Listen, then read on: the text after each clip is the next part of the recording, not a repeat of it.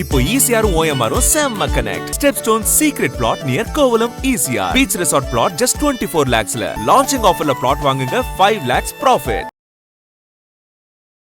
என்ன வேணும் ஸ்கூலுக்கு எல்லாமே இங்க இருக்கு. Super Saravana stores, Chennai, Madurai, Kovai.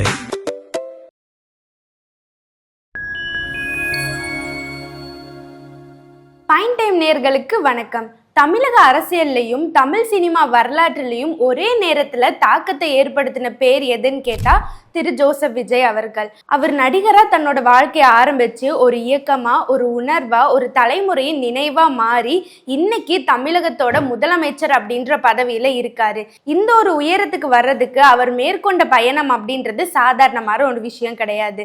தியேட்டர்ஸ்ல அவரோட பேரை பார்த்தாலே ரசிகர்கள் அவ்வளோ பெருசா கொண்டாடுறாங்க. ஆனா இவர் நடிக்க ஆரம்பிச்ச காலகட்டத்துல இவர்லாம் ஹீரோவாக மாட்டாரு, இவருக்கு சினிமா சுத்தமா செட் ஆகாது அப்படின்னு நிறைய கமெண்ட்ஸ் வந்துச்சு. இதையெல்லாம் தாண்டி அவர் வாழ்க்கையில எப்படி ஒரு வெற்றிகரமான பொசிஷன்ல இப்ப இருக்காரு அப்படின்றத இந்த வீடியோல பார்க்கலாம். 1974 ஜூன் 22 சென்னையில இருக்கிற ஒரு டைரக்டரான SA சந்திரசேகருக்கும் பாடகி சோபாவுக்கும் ஒரு ஆண் குழந்தை பிறக்குது.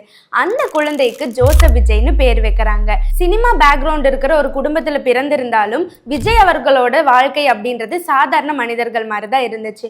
குறிப்பா குடும்பத்துக்கு மேல இவருக்கு ஒரு அக்கறை அப்படின்றது ஜாஸ்தியா இருந்ததுன்னு தான் சொல்லணும். இவரோட தங்கையான வித்யா அவங்க சின்ன வயசுலயே உடல்நல குறைவால இறந்துட்டாங்க. அதுக்கப்புறம் தான் விஜய் அவர்கள் ஒரு அமைதியான பர்சனா மாறினாங்க அப்படின்னு அவரோட ரிலேட்டிவ்ஸ் சொல்றாங்க.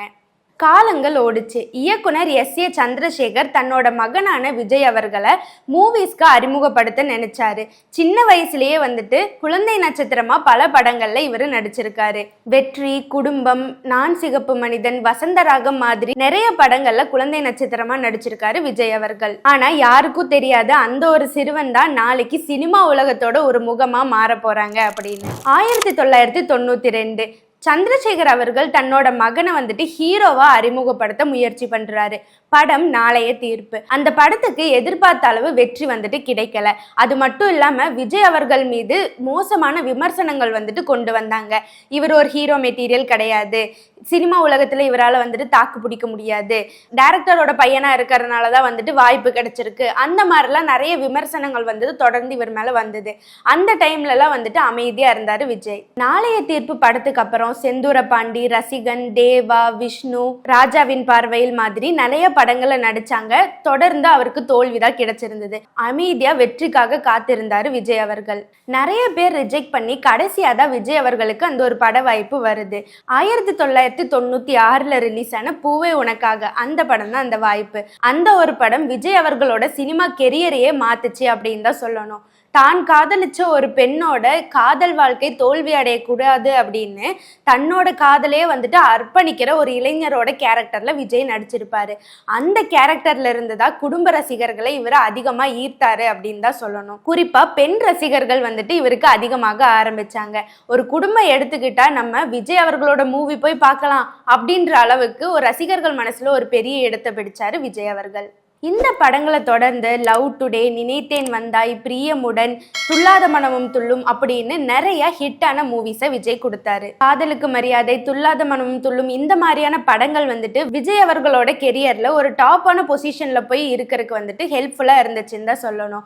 2000களோட தொடக்கத்துல ஆல்ரெடி ஒரு வெற்றிகரமான ஹீரோவா தான் விஜய் இருந்தாரு. ஆனா ரசிகர்கள் அவர்கிட்ட எதிர்பார்த்தது ஒரு மாஸான ஹீரோ கேரக்டர். அந்த ஒரு மாஸ் அப்படின்ற இமேஜை கிரியேட் பண்ண படம் தான் குஷி. SJ சூர்யா இயக்கத்துல வெளியான குஷி படத்துக்கு அப்புறம் யூத்ஸ் இமேஜ் அப்படின்றது இவருக்கு ஜாஸ்தியாக ஆரம்பிச்சது. இந்த படத்தை தொடர்ந்து பத்ரி, ஃப்ரெண்ட்ஸ் மாதிரியான நிறைய வெற்றி படங்களை விஜய் அவர்கள் கொடுத்தாங்க. ஆனா உண்மையான மாற்றமே 2003 மதுரை படத்துக்கு அப்புறம் தான் வந்தது அப்படின்னு சொல்லணும்.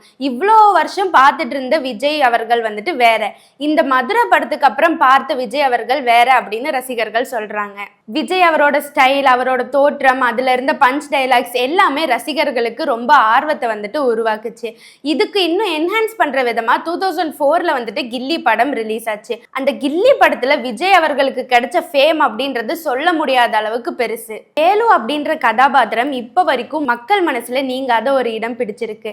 அப்படி போடு பாட்டுல இருந்து எல்லா பாட்டுமே ஒரு ஃபேமஸான ஹிட்டா வந்துட்டு மாறி இருக்கு. குறிப்பா பிரகாஷ் ராஜ் கூட அவருக்கு இருந்த மோதல், த்ரிஷா அவர்கள் கூட இருந்த காதல், இந்த விஷயம் எல்லாமே இப்ப வரைக்கும் ரசிகர்கள் மனசுல நீங்காத இடம் பிடிச்சிருக்கு. கில்லி படத்துக்கு அப்புறம் விஜய் அவர்கள் ஒரு நடிகரா மட்டும் இல்லாம ஒரு மாஸ் ஹீரோவா வலம் வர ஆரம்பிச்சாரு. அதுக்கப்புறம் திருப்பாச்சி, சிவகாசி மாதிரியான நிறைய வெற்றி படங்களை இவர் தொடர்ந்து கொடுத்தாரு. 2007ல தான் வந்துட்டு போக்கிரி படம் ரிலீஸ் ஆகுது.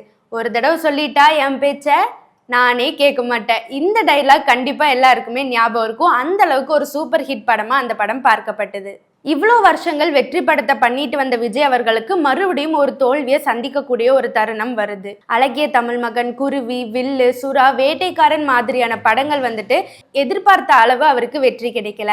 அப்பவும் அமைதியாவே தான் இருந்தாரு விஜய் அவர்கள். ஏன்னா அவருக்கு தெரியும் இப்போ ஒரு வீழ்ச்சி அப்படின்னு இருந்தா வெற்றி அப்படின்றது கூடிய சீக்கிரம் வரும் அப்படின்னு. அப்படி ஒரு அமைதியான காத்திருப்புக்கு பதிலா வந்ததுதான் வந்துட்டு 2012ல ஏஆர் முருகதாஸ் அவரோட இயக்கத்துல வெளியான துப்பாக்கி படம். ஒரு பெரிய கம்பேக் அப்படின்னு தான் வந்துட்டு இதை சொல்லணும். இந்த துப்பாக்கி படத்தை தொடர்ந்து தெரி, கத்தி, மெர்சல், மாஸ்டர், பிகில், லியோ அப்படின்னு ரொம்ப சூப்பர் ஹிட்டான படத்தை வந்துட்டு விஜய் அவர்கள் கொடுத்துட்டு வந்தாரு. இந்த படங்கள் எல்லாம் ஒரு சாதாரண படமா மட்டும் இல்லாம சமூகத்துக்கு ஒரு விஷயத்த கன்வே பண்ற படங்களா இருந்துச்சு. குறிப்பா கத்தி படத்துல விவசாயிகளோட பிரச்சனை, அதற்கு ஒரு தீர்வு காண்ற மாதிரியான ஒரு படமா வந்துட்டு அந்த படம் இருந்தது.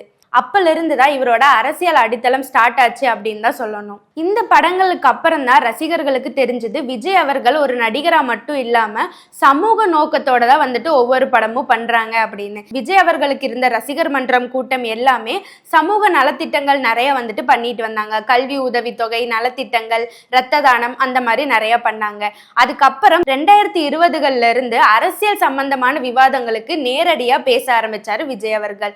அதுக்கப்புறம் தன்னோட அரசியல் பயணத்தை அதிகாரப்பூர்வமா சொல்றது மாதிரி தமிழக வெற்றி கழகம் அப்படின்ற ஒரு கட்சியை ஸ்டார்ட் பண்றாரு. இது அரசியல் இருந்தவங்களுக்கும் சினிமால இருந்தவங்களுக்கும் ஒரு பெரிய அதிர்ச்சி அப்படின்னு தான் சொல்லணும்.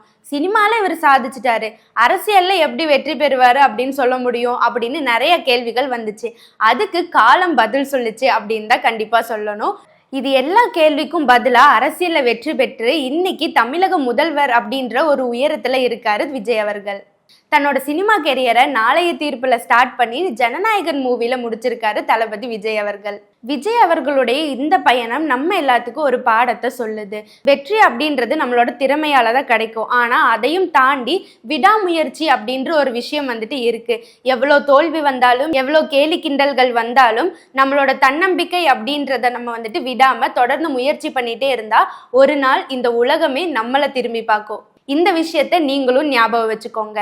நம்ம ஃபைன் டைம் மீடியா சார்பா முதலமைச்சர் திரு ஜோசப் விஜய் அவர்களுக்கு பிறந்தநாள் வாழ்த்துக்களை தெரிவிச்சுக்கிறேன். அடுத்த வீடியோல சந்திக்கிறேன். நான் உங்கள் சந்தியாதாஸ்.